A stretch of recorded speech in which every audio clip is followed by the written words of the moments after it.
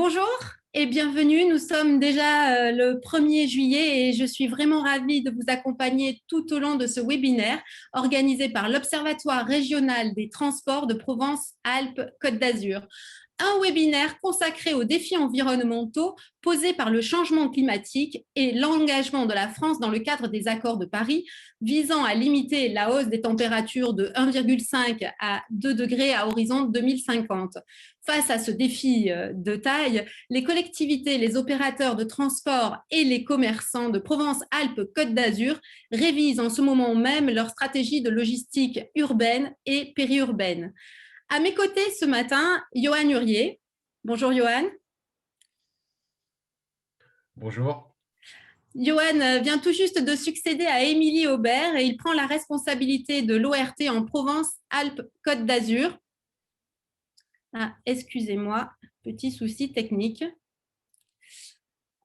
Et il vient tout juste de succéder donc, à Émilie Aubert et il prend la responsabilité de l'ORT en Provence-Alpes-Côte d'Azur, comme je le disais.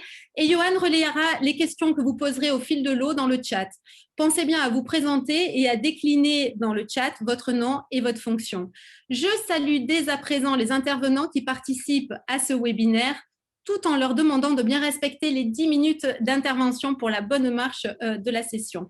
À nos côtés ce matin, bien entendu, Antoine Séguret, président de l'Observatoire régional de transport en PACA, Pierre Franc, chef du service énergie et logement à la DREAL PACA, Camille Larger, directeur général adjoint à la direction de la mobilité et du stationnement à la ville de Marseille, Julien Dartout, délégué général du club Déméter, Stéphane Demacte, directeur général de la société Bonjour, Agile en ville, Sébastien Desroques, chargé de mission à la société logistique Low Carbone, Marie-Christine Boeuf, directrice au sein de la direction Agenda et Programmation Mobilité Durable à la métropole Aix-Marseille-Provence, Pierre Saracino, directeur du développement ferroviaire à la RDT 13, Gilles Bertrand, directeur général du Grand Marché de Provence. Alors, j'invite tout de suite Fabrice Levasseur, directeur régional adjoint de la DREAL en Provence-Alpes-Côte d'Azur, à nous rejoindre pour introduire cette matinée.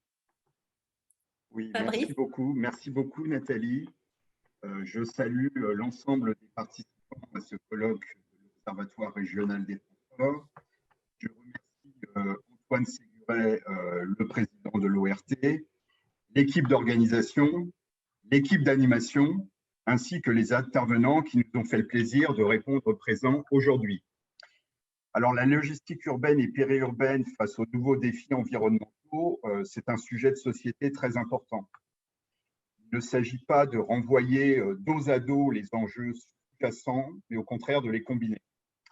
Des solutions existent, d'autres sont en train d'émerger. En Provence-Alpes-Côte d'Azur, il y a beaucoup d'initiatives et l'ORT aujourd'hui nous permet un instant de partage. 3 affirmations simples. La logistique est une activité économique stratégique en fort développement. La logistique a des impacts sur l'environnement et le cadre de vie. La logistique doit réussir sa transformation environnementale. Alors, premièrement, la logistique est évidemment une activité stratégique et sans m'appesantir, la crise sanitaire a vraiment mis en exergue l'importance de garantir l'approvisionnement de tous les secteurs vitaux. Le défi a été relevé, la continuité des chaînes logistiques a été au rendez-vous et en première ligne, les acteurs économiques ont pu assurer la continuité de service tout en préservant la sécurité sanitaire des personnels du secteur. Je profite de ce moment pour saluer les représentants du transport routier dont le rôle a été essentiel pendant cette période, les opérateurs et les sociétés de l'État comme Fret SNCF, comme les ports qui ont également assuré leur mission, également nos aéroports. La logistique et la logistique urbaine en particulier connaissent un fort développement. Logistique, c'est 10% du produit intérieur brut régional. Le marché de la logistique du dernier kilomètre, c'est 1,5 milliard d'euros. C'est une croissance de plus de 60% sur les 5 dernières années, selon les Échos en 2019. Secteur tiré par la croissance du commerce en ligne, avec un e-commerce qui devrait connaître une croissance entre et 20% suite à la crise sanitaire. Et au total, en Europe, le marché de la logistique urbaine pourrait croître environ de 8% par an d'ici 2030. Voilà, c'est un peu les grands chiffres qu'on connaît. Et à l'Adréal, on observe ce développement à travers l'augmentation des inscriptions au registre des transports, qui est importante. Évidemment, nous adaptons nos activités de contrôle du transport routier pour tenir compte de ce nouveau marché, de ces nouvelles pratiques. La deuxième idée, c'est que l'activité de logistique a des impacts sur l'environnement et la qualité de vie. Ce constat, il vaut à la fois pour la logistique de longue distance et pour la livraison finale. Plus particulièrement, si on doit citer quelques sujets d'attention pour l'État et pour l'Adréal, j'évoquerai l'impact du secteur sur les émissions de gaz à effet de serre. La demande des populations est forte. La France est en contentieux avec l'Europe, évidemment, pour les dépassements de seuils réglementaires de polluants. Je citerai également l'impact sur la qualité de vie dans nos centres-villes, avec des phénomènes de congestion, de stationnement, de complication d'espace public, d'accessibilité, de qualité de l'air, de bruit, etc. Et puis, troisièmement, l'impact sur le milieu naturel et la biodiversité, avec la multiplication d'entrepôts logistiques et d'infrastructures qui leur sont associées, qui, de fait, impactent le milieu naturel. La troisième idée, évidemment, et c'est le cœur de notre colloque, c'est de réaliser la transformation écologique du transport urbain de marchandises. Alors, le colloque doit nous proposer des voies pour diminuer drastiquement et rapidement les impacts de la logistique urbaine. Les pouvoirs publics ont des leviers. L'Adréal, par exemple, s'efforce d'être actif pour promouvoir la mise en place de zones à faible émission.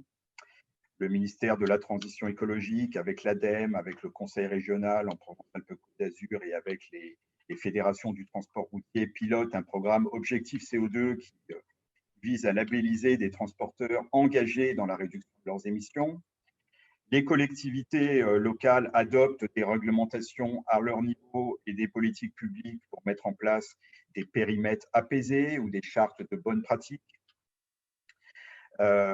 Après les pouvoirs publics, les consommateurs ont également des leviers dès lors qu'ils prennent conscience de l'impact environnemental de la livraison, surtout quand ils commandent 3 pointures de paires de chaussures pour être sûr de ne pas se tromper. Plus sérieusement, les acteurs économiques aujourd'hui apportent des réponses à travers des expérimentations. Ils évoluent très rapidement dans leurs pratiques. Le colloque va nous permettre de présenter certaines de ces innovations et expérimentations parmi les plus remarquables. Des véhicules peu ou pas émetteurs, des modes massifiés, des modes actifs, l'utilisation du numérique pour optimiser les chargements, pour optimiser les tournées. Je pense qu'on n'est qu'au début de cette transformation.